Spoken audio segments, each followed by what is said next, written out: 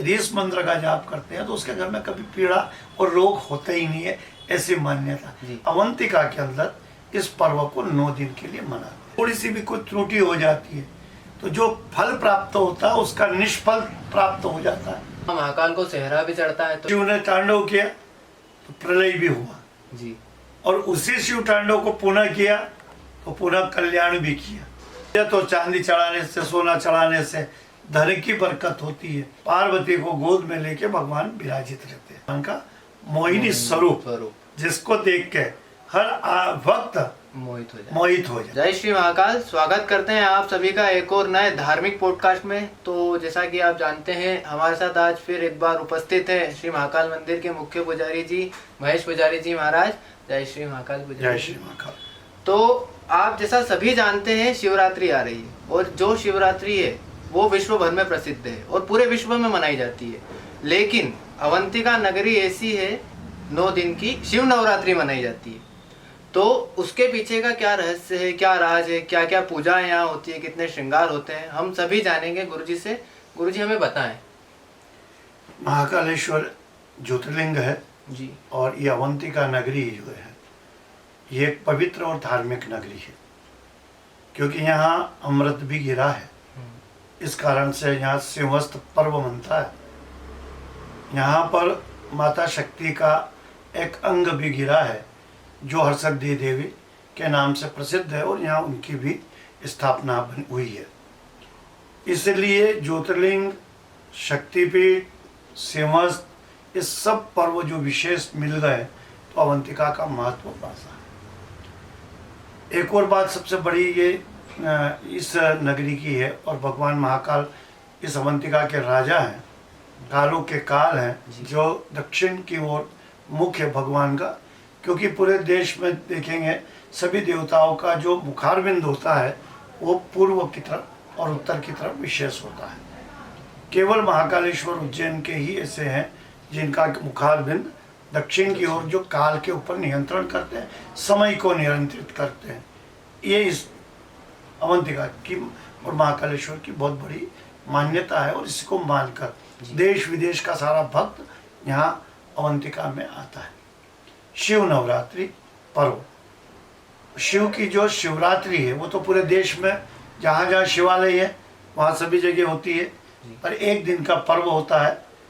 और हम अवंतिका के अंदर इस पर्व को 9 दिन के लिए मनाते हैं। अब 9 दिन इसलिए मनाते हैं कि यहाँ नवरात्रि भी होती है माता की जी, और माता स्वयं शक्ति स्वरूपा यहाँ विराजित है जी, और भोलेनाथ स्वयं यहाँ विराजित है। तो भगवान शक्ति के बिना अधूरे होते हैं। तो दोनों का समन्वय इस तरीके से हो जिससे यहाँ की ऊर्जा देश विदेश तक जाना चाहिए, और इस पर्व का जो फल है वो देश दुनिया के भक्तों को प्राप्त हो, जो शिव मत को भी मानते हो और जो शिव को मानते हो। इसलिए यहाँ नवरात्रि पर्व मनाया जाता है। नवरात्रि के दौरान कितने श्रृंगार किए जाते हैं बाबा के, कितने बाबा का जो है पूजन, किस किस प्रकार के यहाँ पे पूजन होते हैं? शिव नवरात्रि पर्व विशेष तौर पर यहाँ महाकालेश्वर मंदिर पे मनाते हैं जी।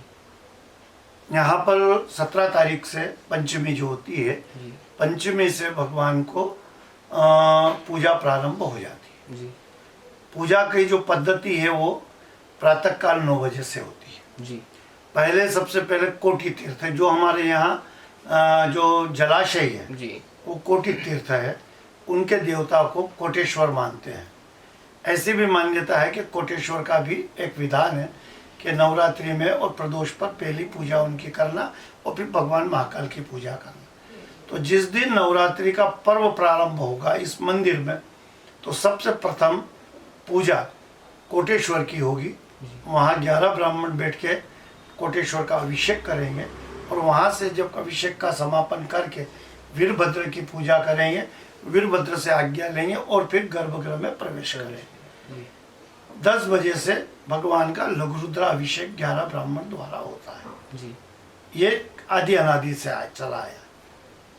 आज भी मंदिर प्रबंध समिति उसकी प्रबंध व्यवस्था करती है। 11 ब्राह्मण बैठकर जब पूजा करते हैं, लघुरुद्र पूजा होती है जिसको कि रुद्री पाठ बोलते हैं, और लघुरुद्र जो है 10 बजे से लेकर तो 12 बजे तक चलता है। इसके बीच की जो एक आरती होती है वो उस आरती को 12 बजे संपन्न करते हैं और उसमें जो महाभोग होता है वो भोग 12 बजे लगता है। 9 दिन यही क्रम सुबह प्रातः काल का रहेगा। इसके पश्चात शाम को 4-5 बजे प्रांगण में कथा होती है। हरि और हर की भेंट के विषय में लेकर शिव जी की जो भी कथाएं हैं उसकी एक कथा होती है। वो 9 दिन तक कथा चलती है प्रांगण में जी। उसके शाम का जो वक्त होता है तो जहाँ जो पूजा हो जाती है, पूजन के बाद नित्य नए श्रृंगार 9 दिन भगवान को होते हैं। नित्य नए श्रृंगार की यहाँ की परंपरा है।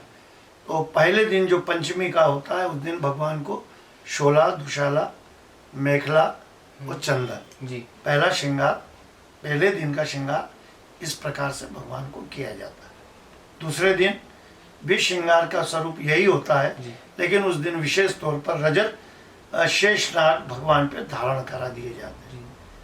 वो शेषनाग और भगवान भोलेनाथ का दर्शन होता है। अब भगवान का जो दर्शन है वो शिव और शेषनाग दोनों के प्रतिमा का दर्शन है ना। शेषनाग का इसलिए कि पृथ्वी का भार पूरा शेष अपने सर पे रखे हुए हैं। और शिव का प्रिय भी भगवान विषधर है जो उनके गले में विराजित रहते हैं। तो ये भी स्वरूप है कि भगवान के गले में साक्षात विषधर विराजित है और उसका दर्शन भक्तों को मिल रहा है जी। तीसरे दिन भगवान के ऊपर एक घटाटोप का आवरण होता है जो चांदी का बना है। उस घटाटोप को भगवान के शिवलिंग पे पहना दिया जाता है। उसको बोलते हैं घटाटोप दर्शन जी, है ना।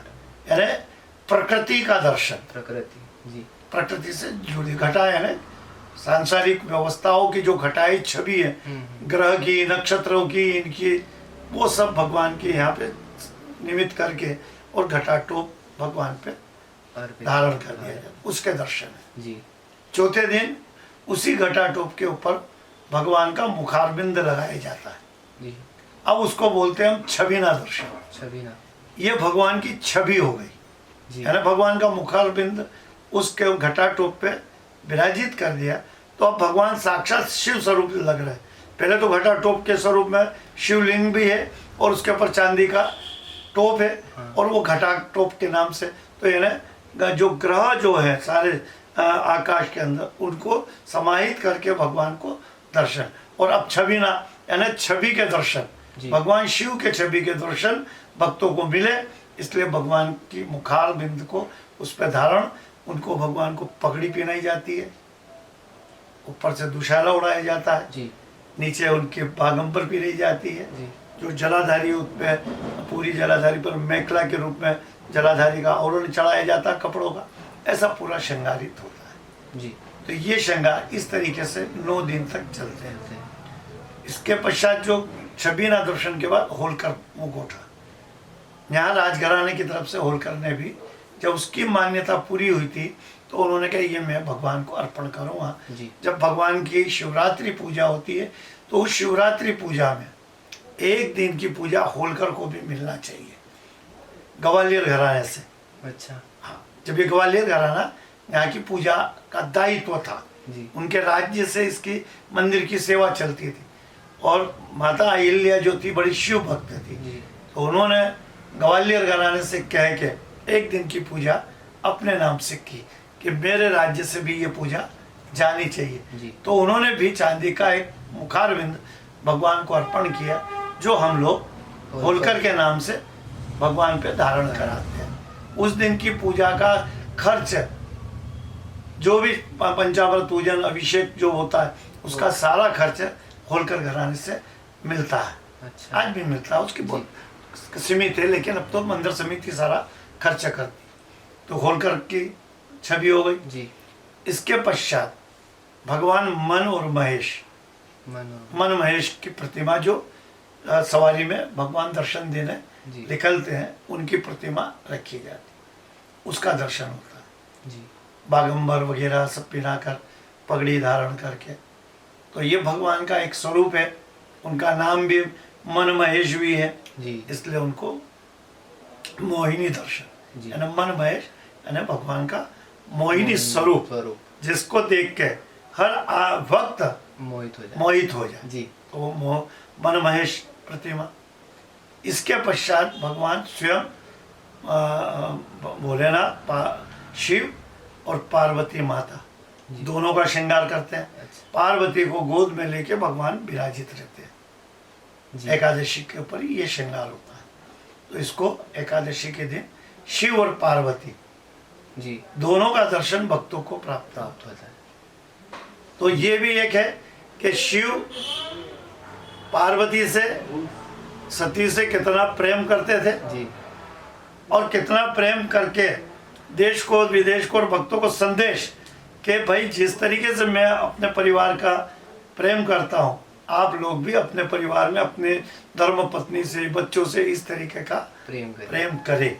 मेरा दर्शन जो कर रहे हैं ना कि मैं गोद में लेके बैठा हूँ, गोद में लेके बैठने का दृश्य नहीं है। मेरा ये संदेश है कि मैं अपनी अर्धांगिनी का इतना ध्यान रखता हूँ, तो आप भी अपनी पत्नी का अपने परिवार का ध्यान रखें। ये स्वरूप भगवान का होता है। और शिवरात्रि के एक दिन पूर्व जिस दिन प्रदोष पर्व काल होता है, शिव तांडव का स्वरूप होता है। वो होलकर के ऊपर भगवान की शिव तांडव नृत्य करते हुए वो प्रतिमा उस पर धारण कराते हैं, जिसका दर्शन होता है। शिव तांडव क्यों किया, ये आप भी जानेंगे और देश भी जानता है कि शिव जब क्रोध में हो तो उनका जो शिव तांडव है, नृत्य है, वो प्रलय भी ला सकता है और कल्याण भी कर सकता है इस संसार का। इसलिए शिव तांडव, जब भगवान ने शिव ने तांडव किया तो प्रलय भी हुआ और उसी शिव तांडव को पुनः किया तो पुनः कल्याण भी किया। इसलिए भगवान का दोनों स्वरूप शिव और तांडव दोनों कारक है, कल्याण कारक और विध्वंस कारक। यदि कोई अत्याचारी यदि करेगा और शिव ने अपना तांडव स्वरूप दिखा दिया तो विध्वंस हो जाएगा, और यदि उनने उसका स्वरूप देवता स्वरूप कल्याण स्वरूप वो दिव्य स्वरूप अलग दिखेगा, जिससे इस संसार का कल्याण, भक्तों का कल्याण। तो इसका दर्शन ये शिवरात्रि पे होते हैं। प्रदोष के बाद त्रयोदशी जो काल होता है वो शिवरात्रि पर्व होता है। भस्मा आरती 3 बजे होती है, 3 से 4 बजे भस्मा आरती समाप्त हो जाती है शिवरात्रि की पर्व की। फिर दिन भर भगवान को सतत जल चढ़ता है और उस दिन भगवान स्वयं निराकार होते हैं। जल की धारा उन पर सतत चढ़ती, निराकार स्वरूप, कोई आकार नहीं, कोई प्रतिमा नहीं, कोई श्रृंगार नहीं, निराकार। 24 घंटे भगवान का निराकार स्वरूप होता है और 24 घंटे का दर्शन भक्त लोग शिवालयों में करते हैं। महाकाल में भी हजारों की लाखों की ताकत में भक्त शिवरात्रि पर आते हैं, भगवान शिव का दर्शन करते हैं, निराकार स्वरूप का दर्शन करते हैं, निराकार स्वरूप का दर्शन। और फिर रात्रि 12 बजे से 4 बजे तक की रात्रि पहर की जो पूजा है, जिसे 4 पहर कहा जाता है, रात्रि काल, शिवरात्रि है ना, रात्रि काल, रात्रि का काल, रात्रि के समय भगवान शिव की आराधना करना, शिव को प्रसन्न करना, शिव के जितने प्रकार से प्रार्थना की जा सकती है, वेदोक्त मंत्रों से, शास्त्रोक्त मंत्रों से, अन्य भजन से, तो वो फिर भक्त लोग करते हैं और उससे फिर भगवान का स्वरूप का और उसका पुण्य का प्राप्ति होती है। उपाय ये 9 दिन के नवरात्रि का महाकाल मंदिर में क्रम है। अच्छा गुरुजी, ऐसा माना जाता है कि हाँ बाबा महाकाल को सेहरा भी चढ़ता है, तो इस बात के पीछे कितनी सच्चाई है? देखिए, भगवान का ये 9 दिन का जो पर्व है ये उत्सव के तौर पे मनाते हैं 9 दिन, नए नए श्रृंगार, नित्य नए श्रृंगार, नित्य भगवान की सेवा। शिवरात्रि पर दिन भर भगवान को जलधारा, दुग्धधारा, पुष्प, बिलपत्र सब अर्पण होता है। उसके बाद 4 पहर की पूजा है। 4 पहर की पूजा के बाद भगवान का श्रृंगार, तो भगवान को राजाशाही, राज मुकुट पहनाना, ठीक है ना, सेहरा नहीं, राज मुकुट। अब भगवान स्वयं जब राजा बन के विराजित होते हैं, तो सप्त धान का एक मुखौटा इन्हें 7 धातु से बना हुआ जी वो भगवान पे धारण कराते हैं। उसी पे 1.25 लाख बेलपत्र भगवान को सुबह प्रातः काल 4 बजे भगवान को अर्पण किए जाते हैं। शिव सहस्त्र नामावली से शिव के 1008 नाम है, अच्छा उन 1008 नाम से एक एक बिलपत्र भगवान को अर्पण किए जाते हैं। वो क्रम जब समाप्त होता है तो उसके बाद फिर भगवान के ऊपर सप्त धान चढ़ाया जाता है। 7 प्रकार का धान होता है, गेहूँ होता है, चावल होते हैं, तिल होती है, जौ होती है, उड़द होती है, मूंग होता है, ये सब का मिश्रण होता है और भगवान पे चढ़ाया जाता है। सप्तास्यासन परिधय स्त्री सप्त समिधा, यानी एक तरह की ये धान की समिधा है, वो भगवान पे अर्पण करते हैं। और इसलिए की जाता है वो धान अर्पण कि भगवान महाकाल से ये प्रार्थना करते हैं पुजारी कि हमारा देश धन से और धान्य से सदा हरा भरा रहे, धान की कभी इस देश में कमी नहीं हो, सातों धान से यहाँ परिपूरित रहे। जी और ये देश के अंदर संदेश दिया जाता है कि भगवान को स्वयं को धान चढ़ाने से धान्य की प्राप्ति होती है, रजत और चांदी चढ़ाने से, सोना चढ़ाने से धन की बरकत होती है। तो जो भक्त जिस भाव से भगवान की पूजा करता है उसको उस तरीके का फल प्राप्त होता है। जैसे कि शिवरात्रि का बड़ा महत्व है, तो इस दिन बाबा की ऐसी कौन सा पूजन करने से या ऐसा उपाय कह लीजिए करने से सुख समृद्धि की प्राप्ति होती है या रोग निवारण होते हैं, ऐसे कुछ उपाय हो तो आप बताएं हमें। देखिए, भगवान शिव की आराधना और प्रार्थना, जी यदि हम लोग भगवान की प्रार्थना जी मंत्रों से ही करते हैं, नमः शिवाय से करते हैं, जी तो भगवान शिव वैसे भी प्रसन्न होते हैं। जी और शिव का जो है केवल नमः शिवाय ही मंत्र ऐसा पंचाक्षर है जिससे शिव स्वयं साक्षात सामने प्रकट हो जाए। प्रकट हो जाए। जी माता पार्वती ने, माता सती ने भी ओम नमः शिवाय के जाप से ही भगवान शिव को प्रसन्न किया। और ये इतना सरल मंत्र है जी कि इसको जाप करने से कभी कोई दोष भी नहीं लगता है। वेद के पुराण के मंत्र यदि पढ़े जाते हैं और उसमें थोड़ी सी भी कोई त्रुटि हो जाती है तो जो फल प्राप्त होता है उसका निष्फल प्राप्त हो जाता है, तो अनिष्ट हो जाता है। इसलिए मैं आपसे ये कहूँगा कि सारे शिव भक्त जी यदि भगवान शिव को प्रसन्न करना चाहते हैं तो ओम नमः शिवाय का ही जाप करें, जिससे उसकी रोग, उसकी पीड़ा, जी उसकी व्याधि, अन्य जितने भी लक्षण होते हैं वो सब दूर रहे जी और घर में सदा धन और धान की प्राप्ति रहे, उसे सुख भी मिले, समृद्धि भी मिले, उसके परिवार में संतति की वृद्धि भी इससे हो। लेकिन हमारी शिव की पूजा के अनेकों प्रकार, जी माता सती और पार्वती ने इतने व्रत किए हैं जितना व्रत किसी देवता की पत्नी ने नहीं किया है। जी इसलिए बहुत सारे व्रतों का वृत्तांत हमारे इस शिव पुराणों में प्राप्त होता है। जी कावड़ यात्रा ये भी माता सती और पार्वती ने की है। तब भगवान को गंगा जल लाके भगवान को अर्पण किया है और भगवान स्वयं को पाला, उन्होंने पाया है ना, भगवान स्वयं को वर्ण किया है जी है ना। तो कितना बड़ा इसका पुण्य है जो आज देश में कावड़ चढ़ती है। 16 सोमवार के व्रत जी ये भी पार्वती जी ने किए, जो व्रत का वो करते हैं। इस व्रत में भी 3 प्रकार के व्रत होते हैं। एक निराहार, उसमें कुछ भी नहीं खाना पीना। एक बेलपत्र, केवल बेलपत्र को भगवान को अर्पण करना और उसी को सेवन करना। एक चूरमा या मिश्री, तो भगवान को चूरमा बनाकर भोग करना और उसका एक अंश, 4 अंश निकाले जाते हैं, उसमें से एक अंश जो भक्त करता है वो खाता है जी बाकी 3 अंश गाय के, अतिथियों के, इनके होते हैं, है ना। तो इस तरीके के भी व्रत जो है यदि कोई चाहता कर सकता है तो वो करे, उसको सारे पुण्य मिले। शिवरात्रि के दिन विशेष पूजा में सिर्फ एक बात, जागरण करें। जागरण। रात्रि के 4 पहर का जागरण, जी। जागरण करें, ओम नमः शिवाय का जाप करें।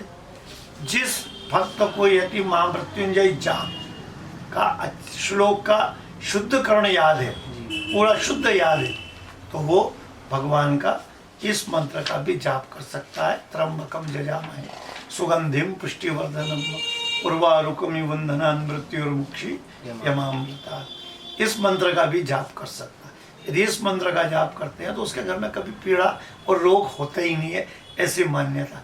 और रोग भी होता है, मृत्युशैया भी पड़ा होता है, और यदि 1.25 लाख जाप वो करा लेता है तो विधि के विधान को भी कई मर्तबा भगवान ने परिवर्तन करके उसको सारी आरोग्यता दे दी है। शिवरात्रि पे बेलपत्र चढ़ाना, दूध चढ़ाना, और सबसे विशेष करते हैं जो बेर होते हैं, बोर जिसको अपन बोलते हैं जी, उस दिन भगवान को जो बेर चढ़ाता है उसका बहुत महत्व होता है। इसलिए शिवरात्रि पे भगवान को, शिव को ज़्यादा से ज़्यादा शिव भक्त बेर चढ़ाने के लिए लाते हैं और वो चढ़ाते हैं, है ना, फल, बेर का फल। जी। तो ये भगवान को विशेष पूजा में होता है। दीप भी करो, धूप भी करो, आरती भी करो, नैवेद्य भी करो, ये सब फल देने वाले ही व्रत है और इनको करना चाहिए। तो आज हमने गुरुजी से चर्चा करी और जाना शिवरात्रि के बारे में, शिवरात्रि का जो महत्व रहता है उनके बारे में, और यहाँ अवंतिका नगरी में जो जो पूजाएं होती है, दिन भर की जो तिथि होती है, दिन भर के बाबा के जितने श्रृंगार किए जाते हैं, उन सभी के बारे में गुरुजी ने हमें बताया। हम गुरुजी का बहुत बहुत धन्यवाद करना चाहेंगे। और गुरुजी के साथ हमने पहले भी एक पॉडकास्ट कर रखा है जिसमें हमने महाकाल से जुड़े सारे रहस्य कवर करे हैं, तो वो भी आप लोग जाके देख सकते हैं। मैं लिंक डिस्क्रिप्शन में आपको मिल जाएगी। तो अगर आपको यह पॉडकास्ट अच्छा लगा हो तो कमेंट में जय श्री महाकाल जरूर लिखिए, वीडियो को लाइक करिए, शेयर करिए, सब्सक्राइब करिए। जय श्री महाकाल। जय श्री महाकाल।